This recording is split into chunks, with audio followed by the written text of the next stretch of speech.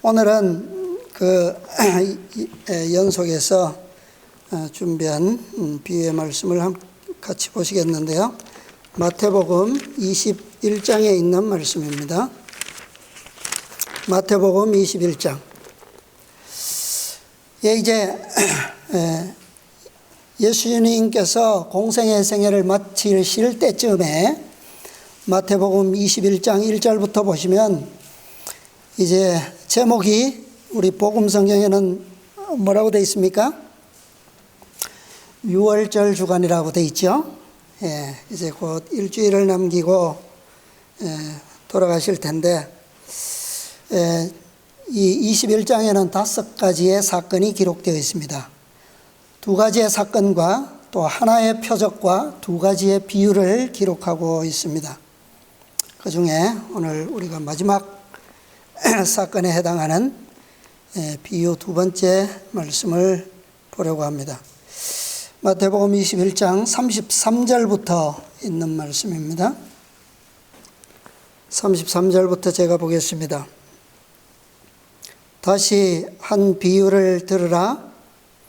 한 집주인이 포도원을 만들고 산울로 두르고 거기 즙자는 구유를 파고 망대를 짓고 농부들에게 새로 주고 타국에 갔더니 실과 때가 가까움에 그 실과를 받으려고 자기 종들을 농부들에게 보내니 농부들이 종들을 잡아 하나는 심히 때리고 하나는 죽이고 하나는 돌로 쳤거늘 다시 다른 종들을 처음보다 많이 보내니 저희에게도 그렇게 하였는지라. 후에 자기 아들을 보내며 가로되 저희가 내 아들은 공경하리라 하였더니 농부들이 그 아들을 보고 서로 말하되 이는 상속자니 자 죽이고 그의 유업을 차지하자 하고 이에 잡아 포도원 밖에 내어 쫓아 죽였느니라. 그러면 포도원 주인이 올 때에 이 농부들을 어떻게 하겠느냐? 저희가 말하되 이 악한 자들을 진멸하고 포도원은 제 때에 실과를 바칠 만한 다른 농부들에게 새로 줄지니이다.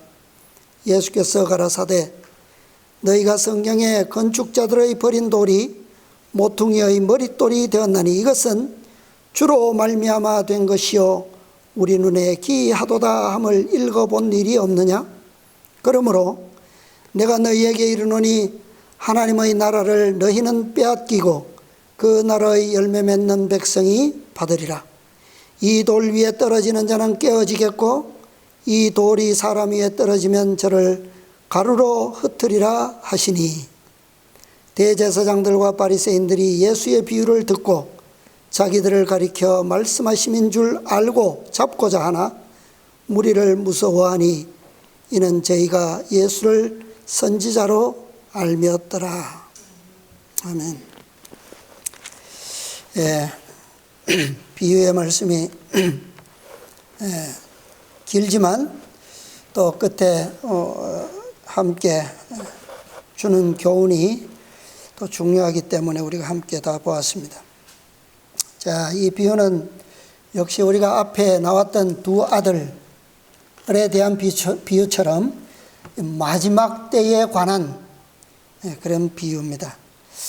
이 앞에 있던 비유들과 예수님의 공생의 마지막 주간, 유월절 주간에 있었던 사건들은 사건의 성격도 다르고 표적의 성격도 다르고 비유를 주신 목적과 성격도 다릅니다.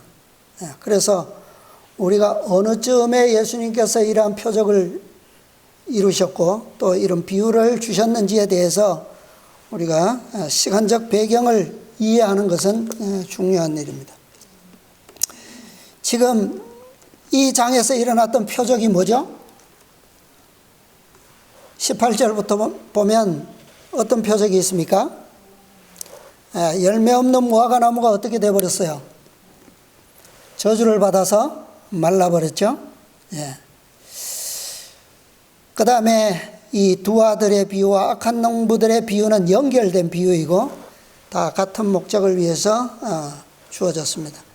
그래서 이것들은 열매 없는 백성, 무화과 나무가 받았던 그 운명처럼 바로 하나님께서 포도원에 아주 귀한 종자나무로 심으셨던 그 나무에 열매가 없는 한 백성을 비유하고 그 백성들의 운명을 예수님께서 친히 선언하신 것이 아니라 누구를 통해서요?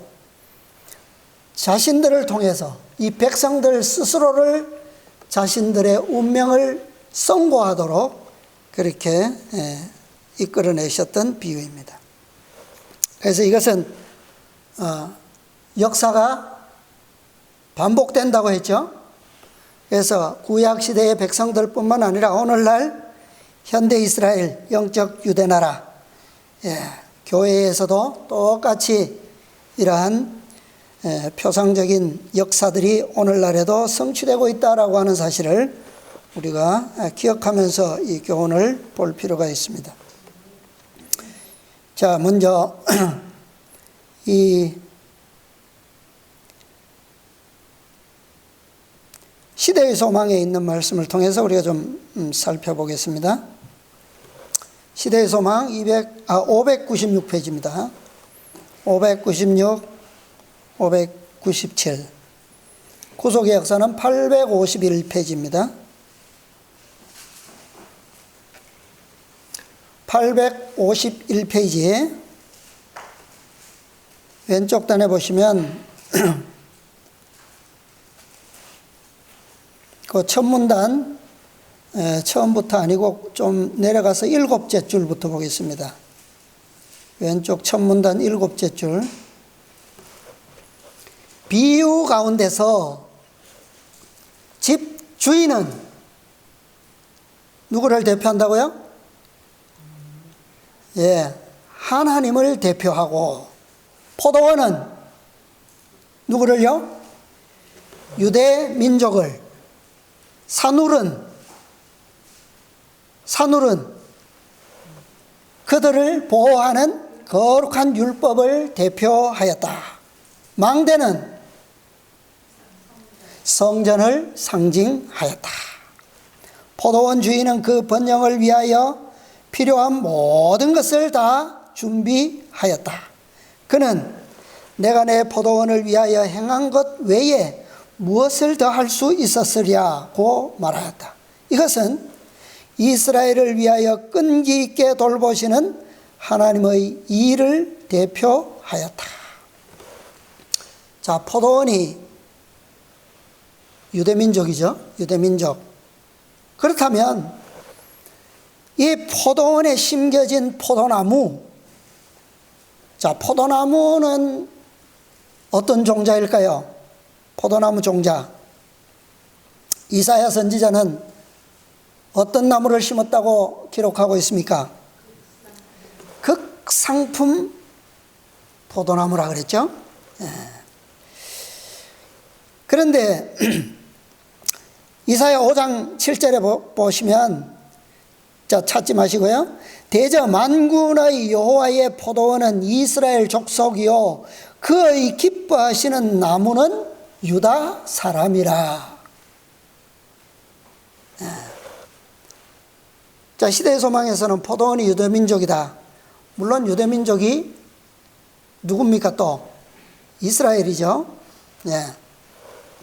족속이요 그의 기뻐하시는 나무는 유다 사람이다. 그렇게 기록하고 있어요. 자, 그러면 이 유대인들의 유전자, 극상품 포도나무로 비유된 이 유대인들, 이 종자는 극상품이 맞습니까? 어때요? 자, 우리가 과거 수천 년의 역사를 통해서 유대인들의 역사를 보죠. 성경을 통해서도 보고 또 지상 역사를 통해서도 봅니다.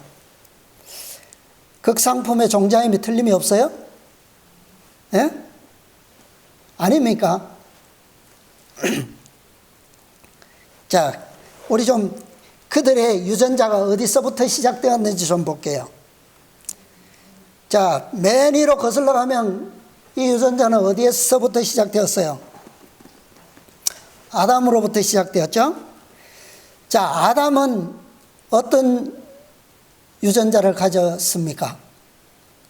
아담은 누구의 형상으로 창조함을 받았어요? 하나님의 형상으로 직접 지으심을 받았죠. 그죠? 하나님을 가장 닮은 사람이었어요. 극상품입니까? 예? 그죠? 자, 그 다음에 또 이 아담을 가장 닮았던 아들이 누구예요? 아담의 세 아들 중에 누가 가장 닮았어요? 두 아들 중에. 아벨. 근데 아벨이 죽었잖아요. 죽임을 당했잖아요. 그 다음에 누가 가장 닮았어요, 그를? 아벨보다 더 닮았던 아들. 셋이죠, 셋. 근데 또 내려가면 에녹은 어떤 유전자를 가졌습니까?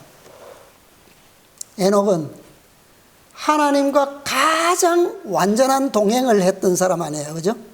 그죠? 에녹보다 하나님과 더 밀접하게 교제했던 사람이 없잖아요. 성경적으로 보면. 또 더 내려가면 노아는 어떻습니까? 당시에 어떤 사람이었어요? 어인. 가장 완전한 어인이었어요. 또 홍수로 세상이 다 인류가 멸망됐지만 남겨진 씨를 통해서 누가 태어났습니까? 아브라함이 태어났어요. 아브라함은 어떤 유전자를 가졌습니까? 아브라함은 믿음에 있어서는 가장 완전한 조상이죠. 그죠? 그 다음에요. 이삭은 순종의 가장 완전한 조상이었고, 야곱과 12아들들은요, 믿음으로 승리한 가장 완전한 조상들이었어요. 네. 특히 12아들 중에서도 유다의 포음성의 승리는 아주 탁월한 승리였습니다. 네. 유다의 승리는 다윗의 승리를 표상하는 거예요. 그 다음에 오늘 교과에서도 보았지만 다윗의 승리는 누구의 승리를 표상한다고요?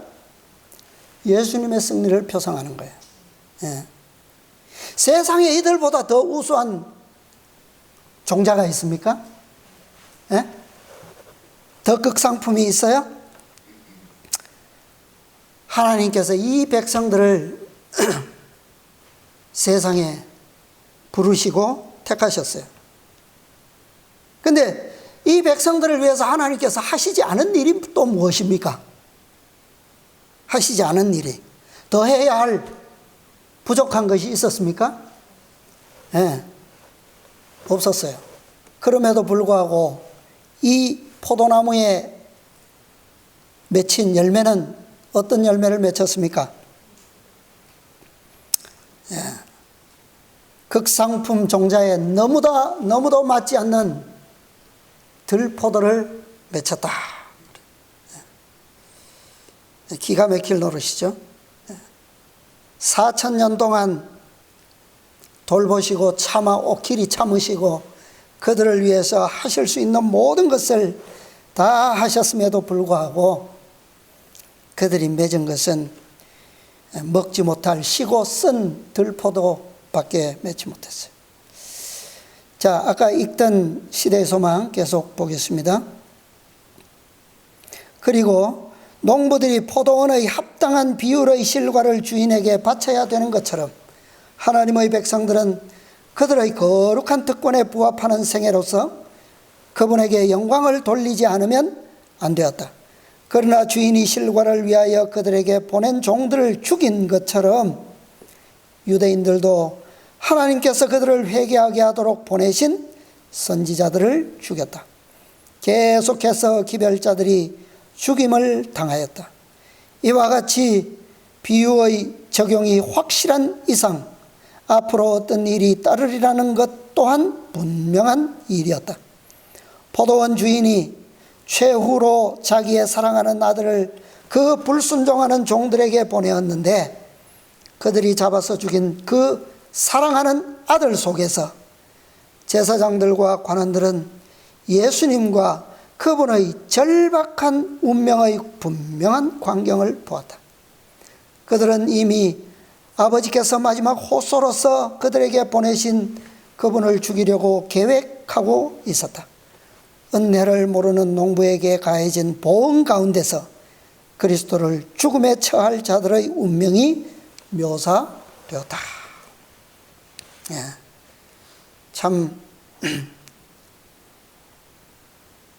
너무나도 우리 인간들이 우리의 마음이 어때요? 참 죄인된 우리의 마음으로 생각하기에도 어떻습니까? 하나님께서 하신 것에 대한 이 결과가 너무도 참 비참하죠.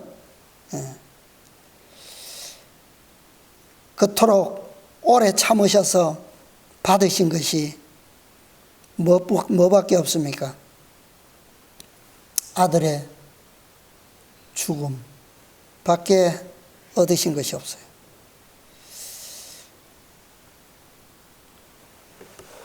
그러나 이 역사적인 것은 꾸며낸 이야기가 아니잖아요. 사실을 그대로, 진실의 역사를 그대로 기록했고 오늘 우리에게 그 역사를 다시 한번 보여주고 있는 것입니다. 자, 구약시대에 하나님의 포도원으로 일컬음 받았던 유대 백성, 이 운명을 통해서 오늘 누구의 운명을 볼 수 있습니까? 누구의 역사를 볼 수 있어요? 오늘 하나님의 기별들을 거절한 하나님의 백성이라고 공언하는 명목상의 교회의 운명들을 보죠. 그런데 그 운명 속에는 그들만 있는 것이 아니라 누구도 있습니까?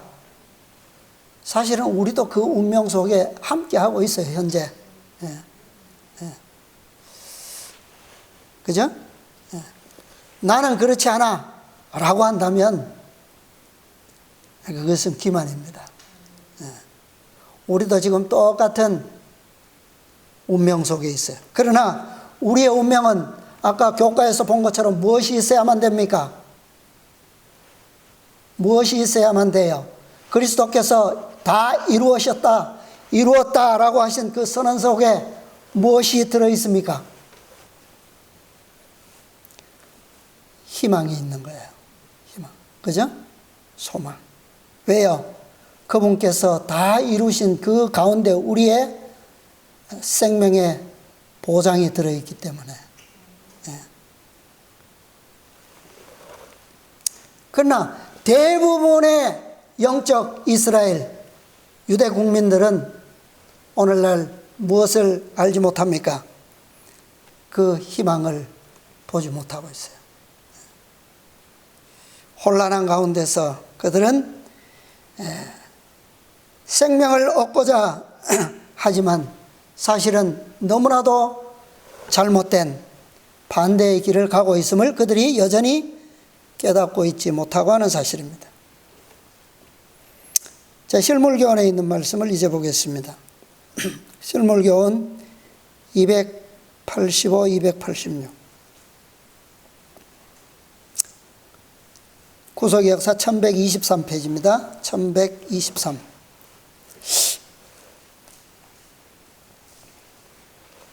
하나님께서 바라시는 극상품 포도나무로부터 바라시는 그 열매는 무엇인가? 어떤 열매를 바라시기에 그토록 그 밭을 일구시고 산울로 두르시고 망대를 세우시고 즙자는 틀까지 완전하게 갖추셨어요.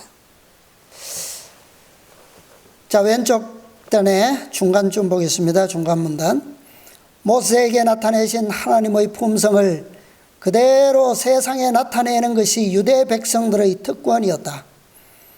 주의 영광을 내게 보이소서 한 모세의 기도에 대하여 주께서는 나의 모든 선한 형상을 내 앞으로 지나게 하리라고 하셨다.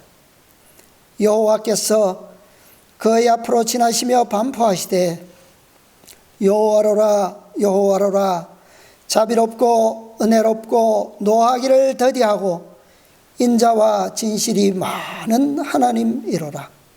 인자를 천대까지 베풀며 악과 과실과 죄를 용서하느니라.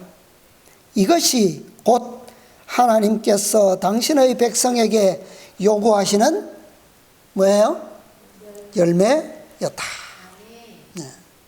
그들은 순결한 품성과 저희의 거룩한 생애와 자비롭고 사랑스럽고 친절한 동정으로서 여호와의 율법은 완전하여 영혼을 소성케 한다는 사실을 어떻게 해요? 나타내었어야 했다. 이 백성은 무엇이 있는 백성? 법이 있는 백성. 하나님의 율법이 있는 백성. 그 율법으로 말미암아 무엇을 어떻게 한다고요? 영혼으로 하여금 소성케 한다라고 하는 진리. 그 결과적으로 나타나는 것이 무엇입니까? 그것이 바로 하나님의 모든 선한 형상이에요.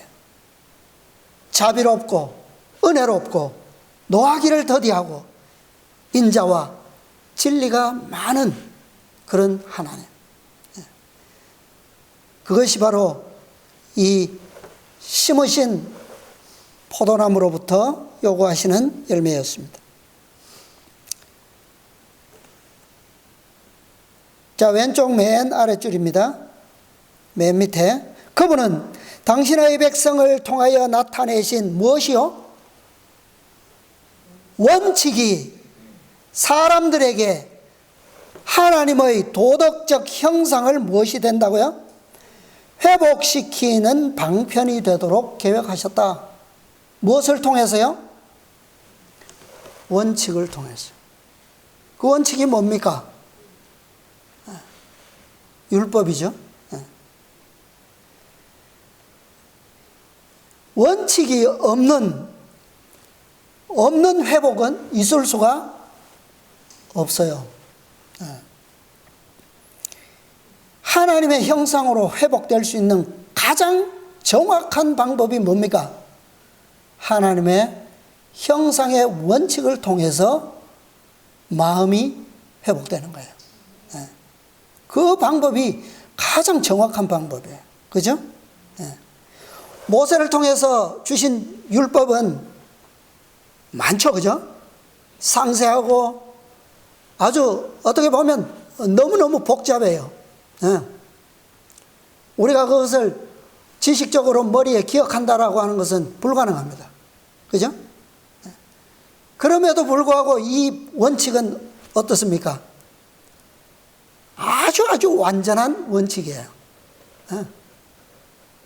아주 흠과 점이 없는 원칙입니다.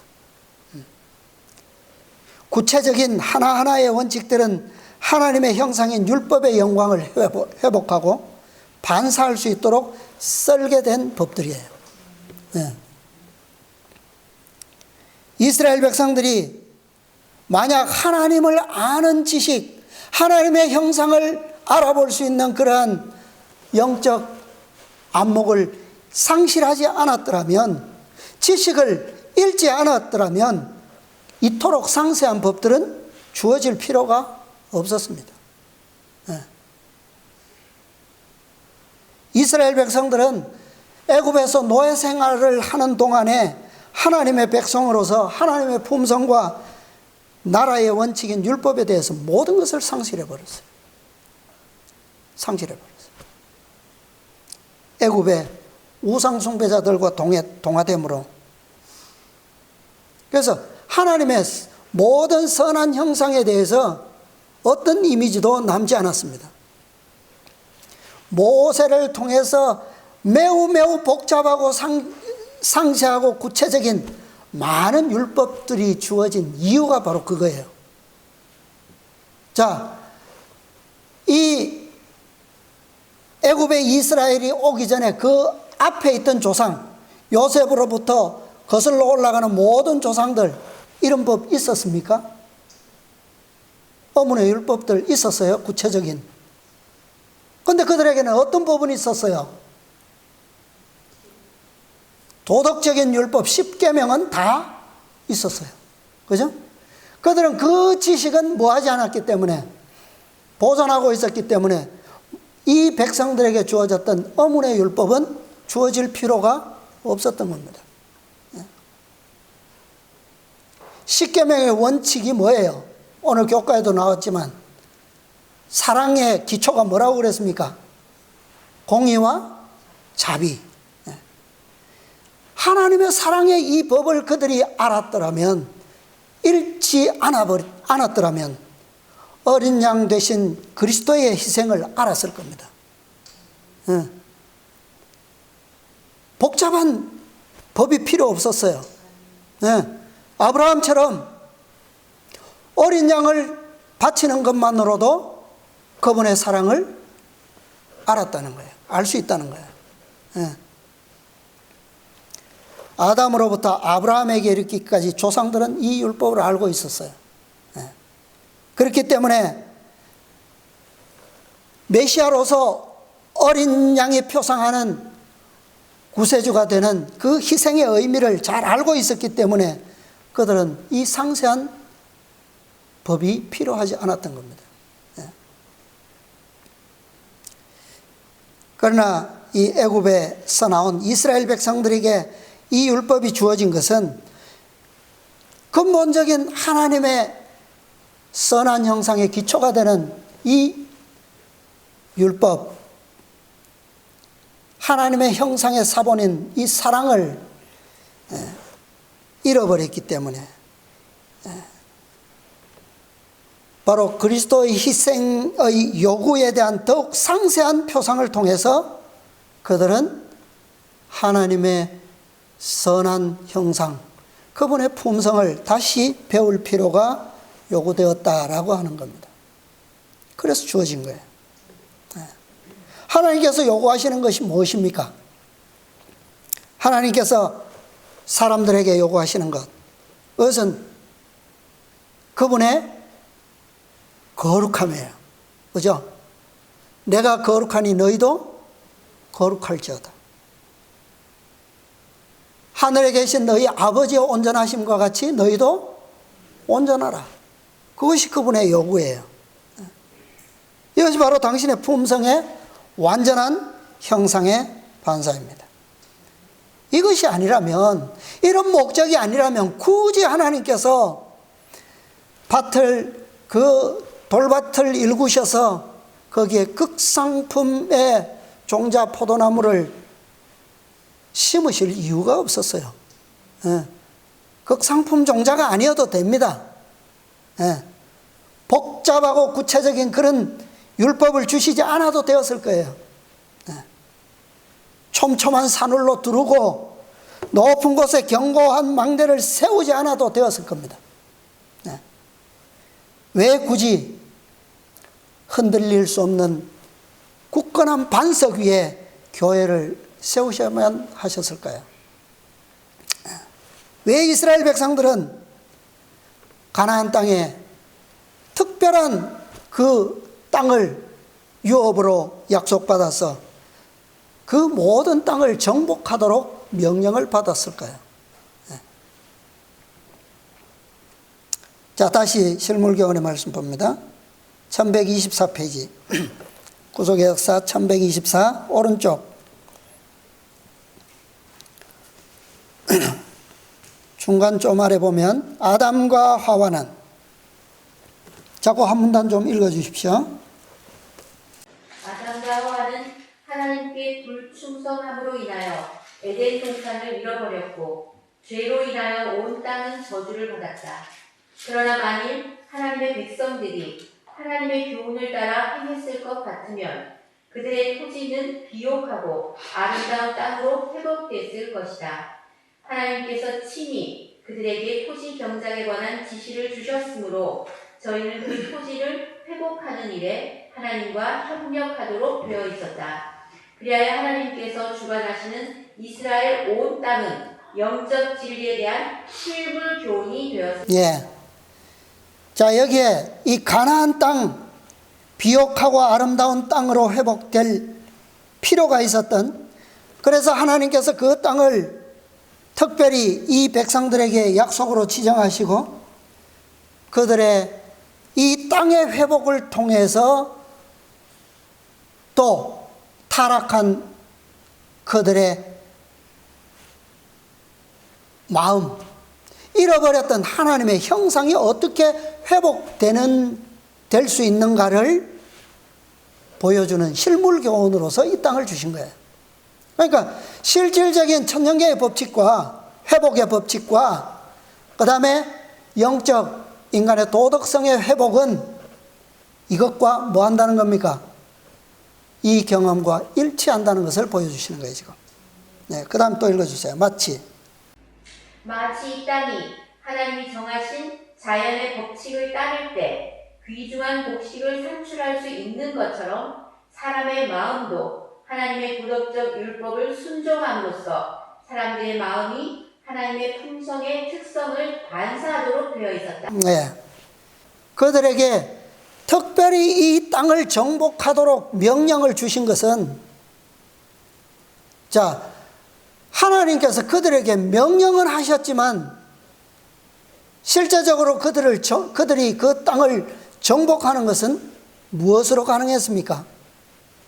그들의 힘으로 가능했나요? 무엇으로 가능해요? 하나님의 약속을 뭐하는? 믿는 믿음으로 가능했던 거잖아요. 그렇죠? 1888년의 역사가 보여주는 게 뭡니까? 가데스 바네아에서 이스라엘 백성들이 일으켰던 그 반역의 교훈이 무엇을 가르쳐 주는 거예요? 요수아와 갈렙이 주장했던 믿음이 뭡니까? 이 땅은, 저들은 우리의 뭐라고요? 밥이다. 뭐 그들이 뭐 호랑이처럼 사자처럼 그들보다 강했습니까? 예? 동물의 제왕처럼 뭐 그런 모습을 가지고 있었어요? 예. 가진 거라고는 사실은 인간적으로 보면 쥐뿔도 없는 존재들이잖아요. 그런데 그들이 가진 무기들 중에 가장 강한 게 뭐예요? 하나님의 이름이에요. 여호와. 그죠?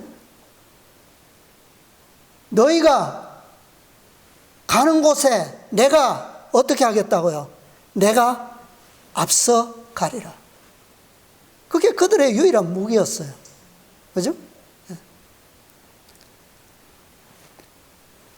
자, 그 다음에 오른쪽 1125페이지 왼쪽의 첫 문단입니다.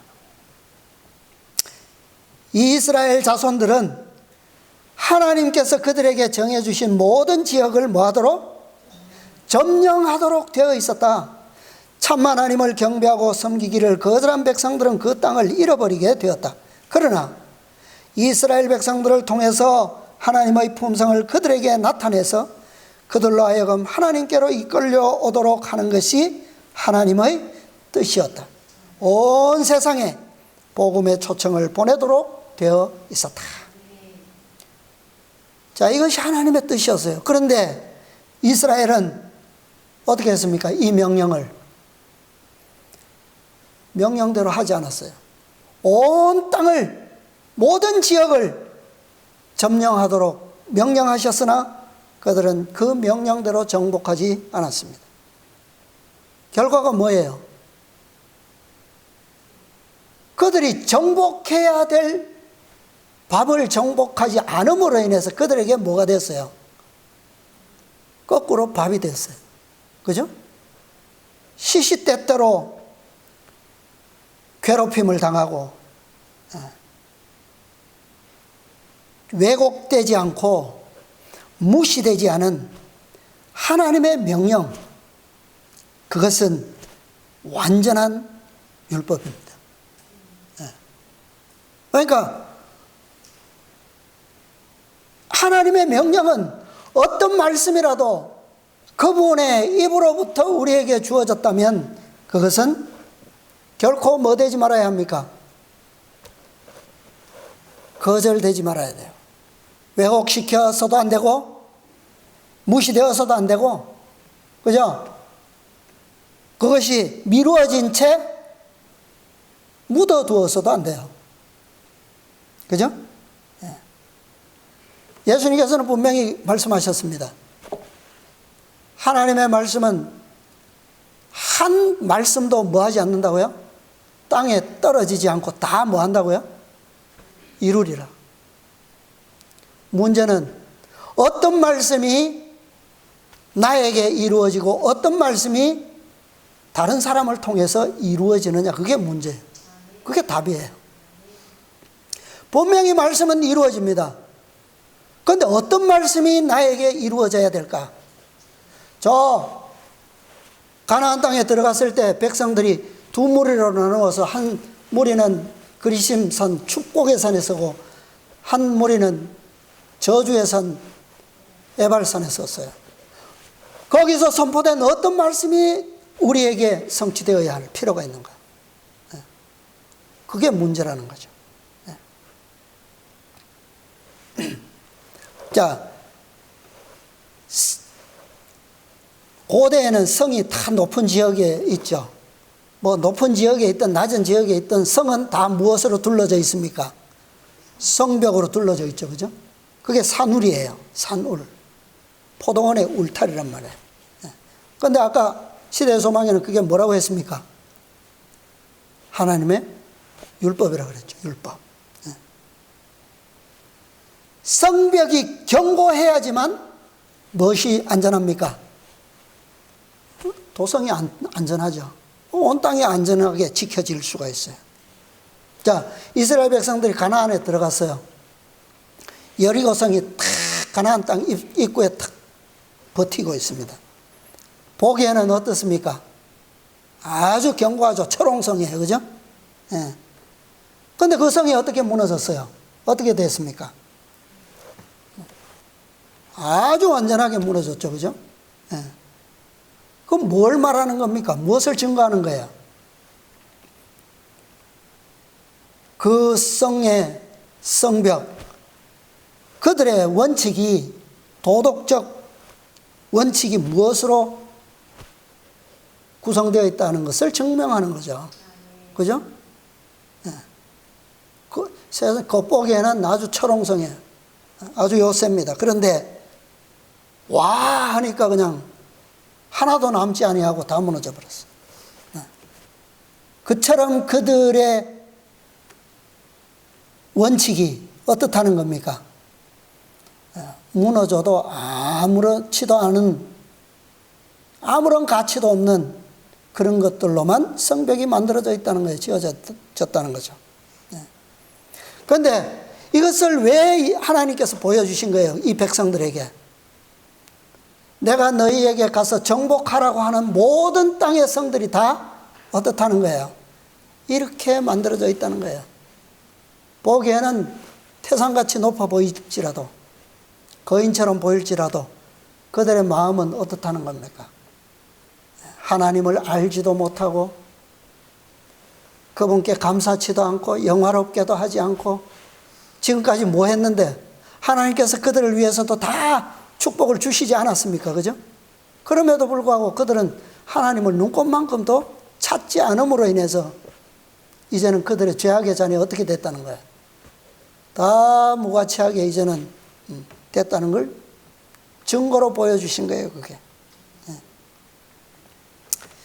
이스라엘 백성들이 하나님의 명령을 강력한 원칙으로 지지하고 믿음으로 나섰더라면 온 땅을 그 여리고처럼 종이처럼 무너지는 그 여리고 성처럼 무너뜨리고 정복했더라면 어땠을까요?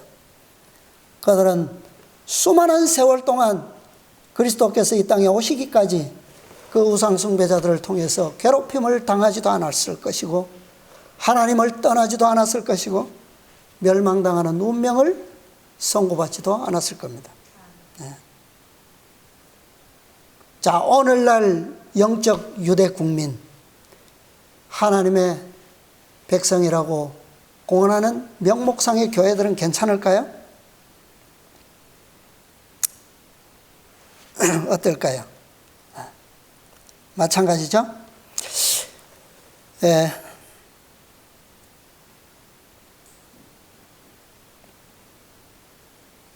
자, 실물교원 296. 자, 구속역사 1127페이지입니다.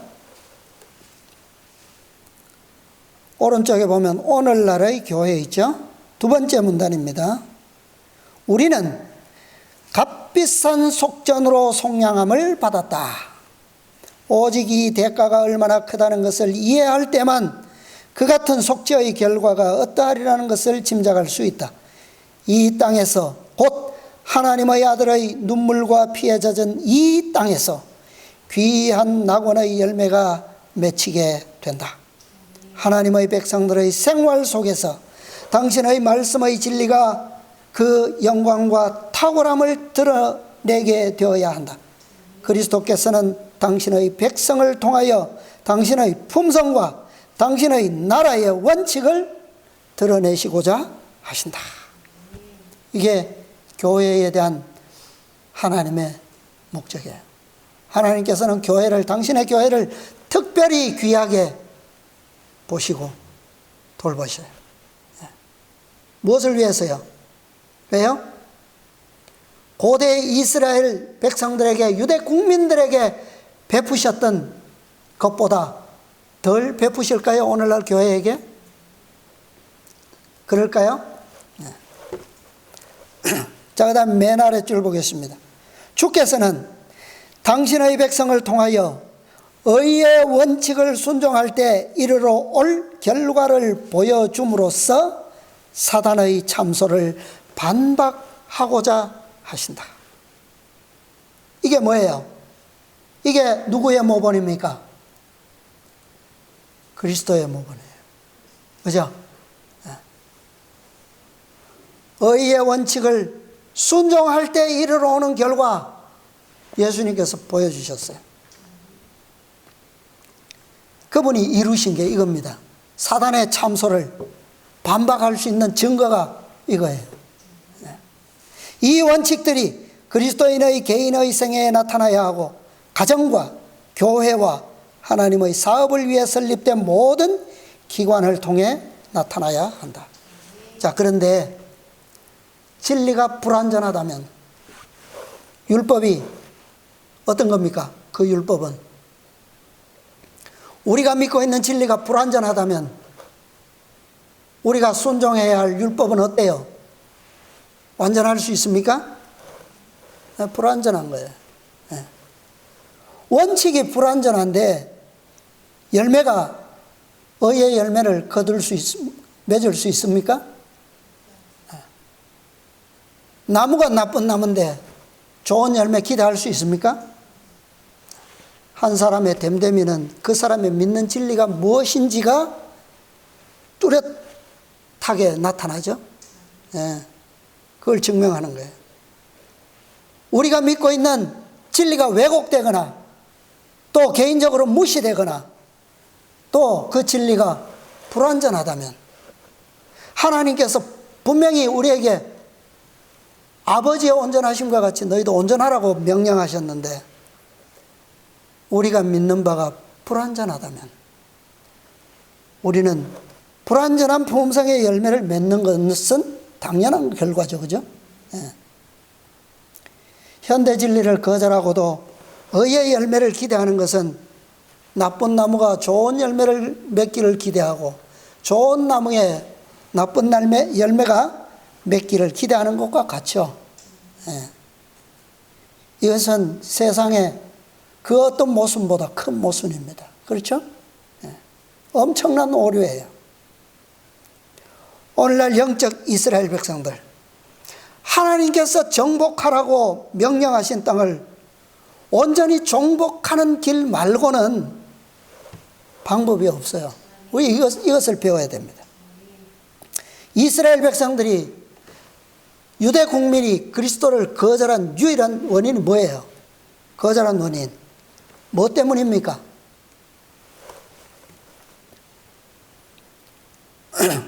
오늘 교과에서도 나왔습니까? 인간의 가르침, 인간의 교리. 그죠? 예수님께서는 그것을 회복시키기 위해 오셨고, 그것을 그들에게 다 보여주셨어요. 교훈도 주셨고, 그 다음에 원리도 가르쳐 주셨고, 비유를 통해서, 그 다음에 그것을 통해서 나타나는 능력도 표적을 통해서 다 보여주셨어요. 그럼에도 불구하고 그들은 무엇을요? 자신들의 교리를 버리지 아니하고 예수님께서 주신 그 진리의 교리를 어떻게 했습니까? 받아들이지 않았어요. 거절함으로. 무엇 때문에 거절했습니까? 왜 그들은 예수님의 참 진리를 거절할 수밖에 없어요? 그들 속에는 뭐가 있기 때문에? 자신들의 교리가 있기 때문에. 그것을 버려야지만 받을 수 있는데, 버리지 않고서는 받을 방법이 없어요. 왜? 내 안에서 전쟁이 일어나잖아요. 그것을 받으면. 그죠? 그럼 나만 피곤해지죠. 예. 오늘날 영적 그리스도인들, 유대 국민들, 이 교훈을 반드시 기억해야 합니다. 우리의 믿는 바 하나의 흠과 점이 있는 가르침, 교리라도 우리가 신뢰하고 있다면 우리는 종국에는 완전한 열매를 결국 맺을 수 없다고 하는 사실. 완전한 의의 열매를 기도한다면 완전한 진리, 완전한 기별만을 신뢰하고 받아들여야 할 것입니다. 자, 다시 현대 이스라엘에서도 똑같이 말씀하고 계시는데, 실물교훈 303페이지 1130페이지 오른쪽 중간에 보면, 이스라엘 백성들이 가나안에 들어갔을 때에 온 땅을 점령하라는 하나님의 명령을 수행하지 아니하므로 하나님의 목적을 성취하지 못했다. 불완전한 정복, 완전하지 못한 정복, 이 실패가 무엇을 만들었어요? 결국 그들을 오랜 시간 동안 불완전한 교리를 만들어냈어요. 왜? 겉보기로는 하나님의 백성으로 일컬음을 받아야 되는데 실제적으로는 그들 가운데 무엇이 있습니까? 함께 이스라엘 백성만 있는 것이 아니라 우상 숭배자들이 함께 섞여 살고 있었어요. 그들의 교리가 더럽혀질 수밖에 없습니까? 그렇죠. 그 불완전한 교리는 결국 그리스도를 뭐 할 수밖에 없어요? 거절하게 만들 수밖에 없었다는 겁니다. 완전한 정복이란 완전한 진리를 의미하는 것입니다. 우리는 지금 우리가 마지막 기별을 빛을 받았고 또 그 완전을 위해서 우리가 믿음으로 전진한다고 하지만 아직도 우리에게는 불완전한 무언가가 우리 속에는 어디에 숨어 있는지 알 수 없어요. 말씀을 통해서 끊임없이 찾아내야 됩니다. 지금 우리가 알고 있는 빛, 그 진리만으로 만족해서는 안 되죠. 포도나무는 최종적으로 완전한 열매를 맺기 위해서는 때마다, 시시때마다 완전한 진리를, 영양소를 필요로 한다는 거예요. 그것을 위해서는 우리는 주어진 은혜의 시간 동안에 끝까지 우리가 필요로 하는 최적의 영양분, 최적의 햇빛과 물을 필요로 한다는 거예요. 말씀을 끊임없이 뭐예요? 찾아서 우리에게 무슨 흠과 점이 있는지 그것을 찾아낼 필요가 있다라고 하는 겁니다. 예, 시간이 다가서 마쳐야 되겠습니다. 이스라엘 가운데서, 우리 중에서, 우리의 품성, 우리의 유전자 중에서 우상 숭배에 관한 유전자가 있는 한, 함께 존재하는 한 우리는 결코 완전한 나라, 완전한 백성이 될 수 없다라고 하는 사실을 오늘 좀 기억합시다. 우리가 믿는 것 가운데 조금이라도 흠과 점이 있다면, 불완전한 진리가 있다면, 우리의 개인적인 지식이 있다면, 또 우리의 선조들로부터 받은 전통과 유전이 어떤 진리를 거절하게 만들고 또 회피하게 만드는 그런 무언가가 있다면 우리는 그것을 포기하지 않고 버리지 않는다면 결국 그렇게 꼴지어질 것이라는 사실입니다. 계시록 14장에 나오는 승리한 14만 4천인들, 곧 그들은 여자로 더불어 더럽히지 아니하고 사람 가운데서 땅에서 구속을 받아 처음 익은 열매다. 땅에서 처음 익은 완전한 열매가 되기 위해서는 뭐요? 땅이 완전해야죠. 그 심겨진 나무는 이미 완전합니다. 그리스도의 생명을 받았어요. 그러면 그리스도께서 주시는 영양소를 끊임없이 열매가 추수될 때까지 우리는 취해야 되지 않겠습니까? 네. 그러므로 결국에는 이들이 누구에게 속한다고요? 하나님과 어린 양에게 속한 자들이다. 네. 그 입에 거짓말이 없고 흠이 없는 자들이다. 네. 우리 모두는 완전한 진리, 그것이 뭐예요? 셋째 천사의 기별의 결론, 저희는 하나님의 계명과 원칙과 예수 믿음을 지키는 자니라. 우리가 모두 예수 그리스도의 선물, 믿음과 그분의 의를 통하여 하나님과 어린 양에게 속한 거룩한 완전한 열매를 맺는 거룩한 백성들이 다 함께 되시기를 바라면서 오늘 말씀을 마치겠습니다.